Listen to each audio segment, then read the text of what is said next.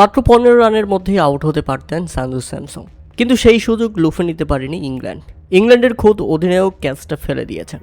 সহজ ক্যাচ ছিল, একেবারে হাতে গিয়ে পড়েছিল বল, কিন্তু সেটা তালুবন্দি করতে পারেনি হ্যারি ব্রুক।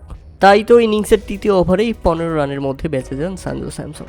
এরপর বিধ্বংসী হয়ে ওঠেন এই ব্যাটসম্যান এবং খেলে ফেলেন 42 বলে 89 রানের চোখ ধাঁধানো ইনিংস। যদিও শেষ পর্যন্ত সেঞ্চুরি করতে দেয়নি তাকে উইল জ্যাকস, তবে ততক্ষণে ভারত তুলে ফেলেছে 13 ওভার 1 বলের মধ্যেই 160 রান। মূলত একাই ভিত গড়ে দিয়েছিলেন সঞ্জু স্যামসন। মাঝের মধ্যে তাকে সঙ্গ দিয়েছিলেন ঈশান কিষান। এই ব্যাটসম্যান খেলেন 18 বলে 39 রানের দারুণ এক ইনিংস।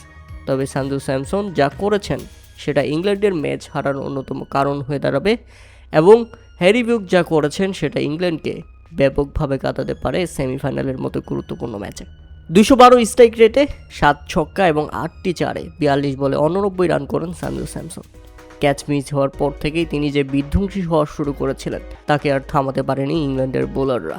মাঝে আদিল রশিদ ঈশান কিষানকে ফিরিয়ে দিলে শেষ পর্যন্ত রানের গতি ধারাবাহিকভাবে অব্যাহত রাখেন সঞ্জু স্যামসন। পরবর্তীতে part time bowler will Jack এসে আবারও ফিরিয়ে দেন সঞ্জু স্যামসনকে। এর আগে উইল জ্যাক ফিরিয়ে দিয়েছিলেন অভিষেক শর্মাকে। প্রথমে ব্যাটিং করতে নেমেই রীতিমতো ব্যর্থ হয়ে পেভিলিয়নে ফিরে যান এই ব্যাটসম্যান। অভিষেক শর্মার ব্যাট থেকে আসে 7 বলে 9 রান।